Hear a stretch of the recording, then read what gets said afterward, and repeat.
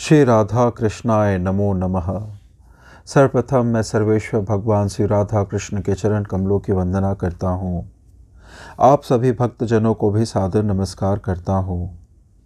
श्री गर्ग संहिता के मथुरा खंड से आज हम उस कथा का श्रवण करने वाले हैं जिसे सुनकर आप सभी भावुक हो जाएंगे और संभवतः आप सभी के नेत्र भी अश्रुओं से भर आएंगे।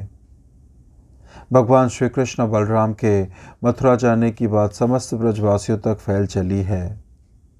गोपियां अत्यंत दुखी हैं और श्री राधा ढा मार कर बार बार रो रही हैं और अपने प्राणनाथ श्री कृष्ण से मथुरा ना जाने की विनती कर रही है। यह कथा पढ़ने क्षण में अति भावुक हो गया था। संभवतः इसका श्रवण करके आप सभी भी भावुक हो जाएंगे। कथा इस प्रकार से प्रारंभ होती है। श्री नारद जी कहते हैं, भगवान श्री कृष्ण और बलराम के मथुरा जाने की बात सुनकर कार्य करने वाले सब गोपों ने घर घर में जाकर गोपियों के सुनते हुए वह सारा कथन ज्यों का त्यों दोहरा दिया। यह सुनकर गोपियों का हृदय उद्विग्न हो उठा। वे भावी विरह की आशंका से विह्वल हो गए और घर घर में एकत्र हो वे सब की सब परस्पर इस विषय की बातें करने लगी।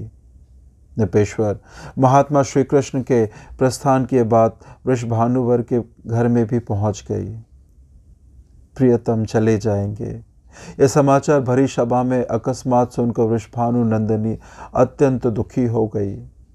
वे हवा की मारी हुई कदली की भांति पृथ्वी पर गिर पड़ी और मूर्छित हो गई। किन्हीं गोपियों की मुख से अत्यंत मलिन हो गया। हाथ की अंगूठियां कलाइयों के कंगन बन गई। उनके केशों के बंधन ढीले हो गए और उनमें गुथे हुए फूल शीघ्र ही शिथिल होकर गिर पड़े। वे गोपियां चित्रलिखी सी खड़ी रह गई। नृपेश्वर कुछ गोपियां अपने घर में श्री कृष्ण गोविंद हरे मुरारी ये कहते हुए अत्यंत विह्वल हो गई और घर के सारे काम काज छोड़कर योग की भांति ध्यान में मग्न हो गई। राजन कुछ गोपियां समर्थ रही, वे एकत्र हो एक साथ आपस में इस प्रकार बातें करने लगी। बात करते समय उनके कंठ गदगद हो गए थे और वाणी लड़खड़ा रही थी। उनके नेत्रों से स्वतः अश्रुधारा प्रवाहित होने लगी। गोपियां बोली, अहो अत्यंत निर्मोही जन का चरित्र बड़ा विचित्र होता है। वह कहने योग्य नहीं है।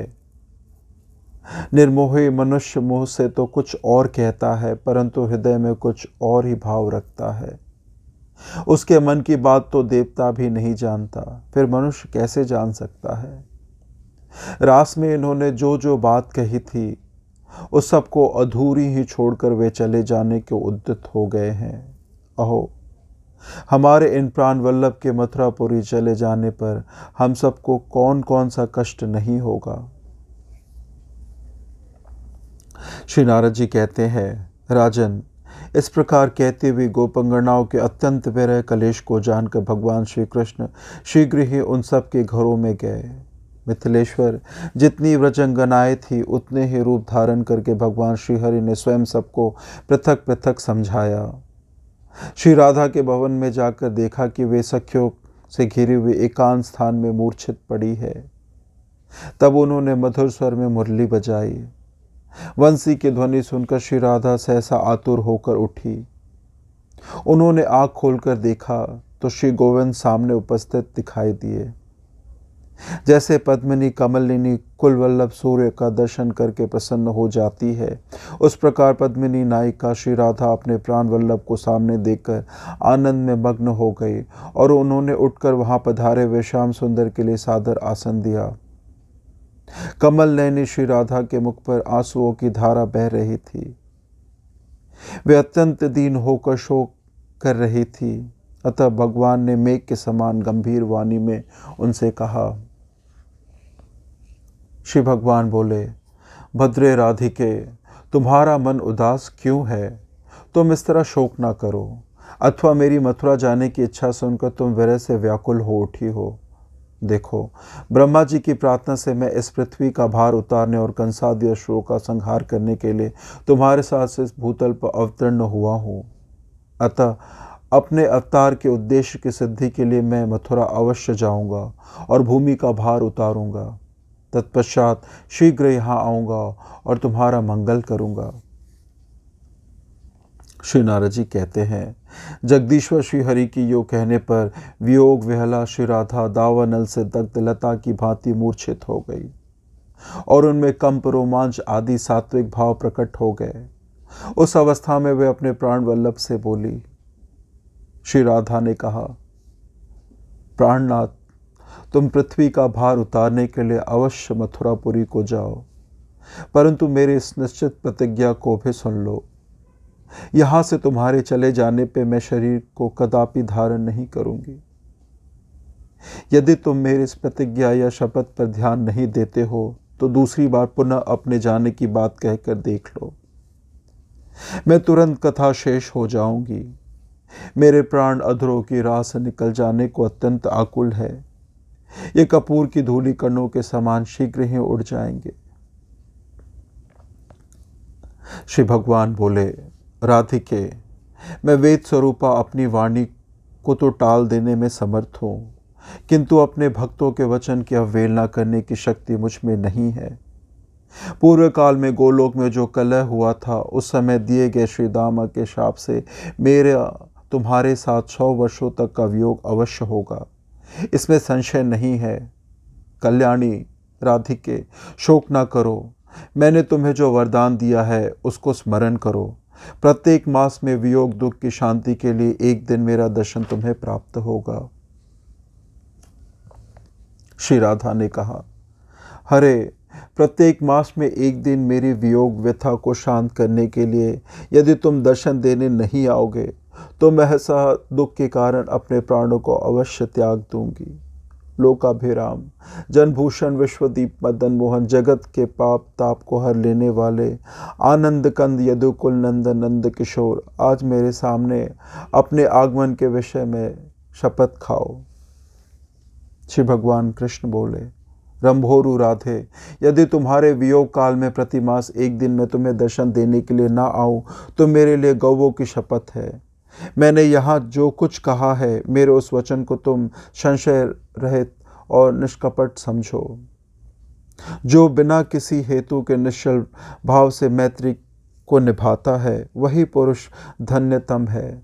जो मैत्री स्थापित करके कपट करता है, वह स्वार्थ रूपी पट से आच्छादित लंपट नट मात्र है, उसे धिक्कार है। जैसे यहाँ कर्मेंद्रिय रस रूप गंध स्पर्श एवं शब्द को नहीं जान पाती, उसी प्रकार जो सकाम भाव रखने वाले मुनि है, वे उस निरपेक्ष स्वरूप एवं निर्गुण गूढ़ परम सुख को किंचित मात्र भी नहीं जानते। जो लोग समदर्शी जितेंद्र अपेक्षा रहित एवं महान संत हैं, वे ही उस कामना रहित मेरे परम सुख का अनुभव करते हैं। ठीक उसी तरह जैसे ज्ञानेंद्रियां ही रस आदि विषयों को जान पाती है। भामिनी, मन के सारे भाव पारस्परिक है, एक दूसरे की अपेक्षा रखते हैं, इसलिए किसी एक ही तरफ से प्रीति नहीं होती, दोनों ही ओर से हुआ करती है। अतः सबको अपनी ओर से मेरे प्रति प्रेम ही करना चाहिए। इस भूतल पर प्रेम के समान दूसरी कोई वस्तु नहीं है। राधे, जैसे भांडीर वन में तुम्हारा मनोरथ सफल हुआ था, उसी प्रकार फिर होगा। सत्पुरुषों द्वारा जिस हेतु रहित प्रेम का आश्रय लिया जाता है, उसे भी संत महात्मा निर्गुण ही मानते हैं। जो लोग तुम राधिका और मुझ केशव में उस प्रकार भेद की कल्पना नहीं करते, जिस प्रकार दुग्ध और उसकी ध्वलता में भेद संभव नहीं है, वे निष्काम भाव के कारण उद्दीप्त हुई भक्ति से युक्त महात्मा पुरुष ही मेरे उस ब्रह्म पद को प्राप्त होते हैं। रंभोरु, जो कुबुद्धि मनुष्य इस भूतल पर तुम राधिका और मुझ केशव में भेद दृष्टि रखते हैं, वे जब तक चंद्रमा और सूर्य की सत्ता है तब तक कालसूत्र नरक में पड़कर दुख भोगते हैं। श्री नारद जी कहते हैं, राजन, इस प्रकार श्री राधा तथा समस्त गोपी गणों को आश्वासन दे नीति कुशल भगवान गोविंद नंद भवन में लौट आए। तदंतर सूर्योदय होने पर नंद आदि गोप छकड़ों द्वारा भेंट सामग्री भेजकर स्वयं रथारूढ़ हो वे सब के सब श्री मथुरापुरी को गए। राजन, बलराम और श्री कृष्ण के साथ अपने रथ पर आरूढ़ हो गंदनी पुत्र अक्रूर ने मथुरापुरी के दर्शन के लिए उद्यत हो वहां से प्रस्थान किया। मार्ग में कोटि कोटि गोपंगनाएं खड़ी हो क्रोध और मोह से विहल होकर श्री कृष्ण का व्रज में प्रस्थान देख रही थी। वे अक्रूर को क्रूर क्रूर कहकर पुकारती हुई कटु वचन सुनाने लगी और जैसे बादल सूर्य को आच्छादित कर देते हैं उसी प्रकार गोपियों के समुदाय ने अक्रूर के रथ को चारों ओर से घेर लिया। राजन, भगवान के विरह से व्याकुल हुई गोपियों ने अक्रूर के रथ को, उनके घोड़ों को और सारथी को भी लाठियों द्वारा जोर जोर से पीटना आरंभ किया। लाठियों के प्रहार से घोड़े वहां इधर उधर उछलने लगे। गोपियों की 2 उंगलियों की चोट से सारथी उस रथ से नीचे जा गिरा। लोक लज्जा को तिलांजलि दे गोपियों ने बलराम और श्री कृष्ण को देखते देखते अक्रूर को बलपूर्वक रथ से नीचे खींच लिया और अपने कंगनों से उनके ऊपर चोट करना आरंभ किया। गोपी समुदाय की वह सेना देखकर बलराम सहित भगवान श्री कृष्ण ने गंदनी नंदन अक्रूर की रक्षा करके गोपंगनाओं को समझाया। भगवान श्री कृष्ण बोले, व्रजांगनाओं, चिंता न करो, मैं आज संध्या को ही लौट आऊंगा। इन अक्रूर जी के सामने व्रजवासी हमारी हंसी ना उड़ाए, ऐसा प्रयत्न तुम्हें करना चाहिए। यो कहकर बलदेव जी तथा अक्रूर के साथ श्री कृष्ण सुंदर वेगशाली अश्वों की सहायता से रथ सहित उस मथुरापुरी की ओर चल दिए जो यादवों के समुदाय से सुशोभित थी। जब तक उन्हें रथ, उसकी ध्वजा अथवा घोड़ों की टाप उड़ाई गई धूल दिखाई देती रही, तब तक अत्यंत मोहवश गोपियां पथ पर ही चित्रलिखित सी खड़ी रही। श्री हरि की कही हुई बात को याद करके उनके मन में पुनर्मिलन की आशा बन गई। इस प्रकार से आज की यह मार्मिक कथा यहीं संपन्न होती है। कथा श्रवण करने के लिए और अपना बहुमूल्य समय देने के लिए आपको धन्यवाद। श्री राधा कृष्णाय नमो नमः।